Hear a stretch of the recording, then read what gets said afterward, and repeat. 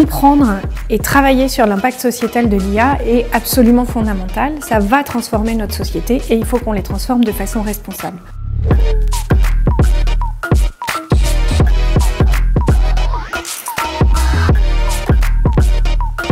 Guillemette Picard, je suis Senior Vice President Production Technology chez Ubisoft et je suis de la promotion X96.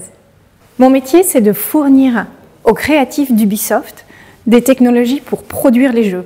Ça veut dire que ces technologies doivent être extrêmement efficientes pour qu'ils puissent produire et tester rapidement, mais il faut également qu'elles soient extrêmement disruptives parce que notre objectif, c'est de surprendre le joueur. Ce qu'on veut, c'est lui offrir une expérience toujours plus riche.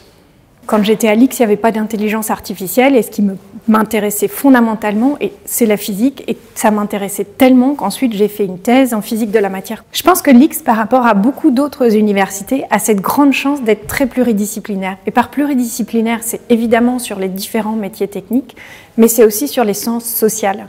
Ça peut surprendre, mais quand j'étais à l'IX, une des filières qui m'a vraiment passionnée, c'est la filière sciences sociales. J'ai suivi un cours, par exemple, sur l'éthique du choix rationnel et c'était incroyable. Aujourd'hui, cette sensibilité à l'impact sociétal, elle est fondamentale. Elle m'a toujours accompagnée et elle est fondamentale pour moi et elle est fondamentale dans la transformation de l'IA qui est en train de se produire. Et l'IA, c'est beaucoup une histoire d'écosystème. C'est-à-dire que c'est tellement large, c'est tellement pluridisciplinaire qu'il faut être capable de se saisir de ces différents métiers, de ces différentes transversalités. Il faut avoir cette capacité d'adaptation, de compréhension de l'autre et de son impact. Cette pluridisciplinarité, cet écosystème, c'est le rôle fondamental que peut jouer l'école polytechnique dans le déploiement de l'IA aujourd'hui.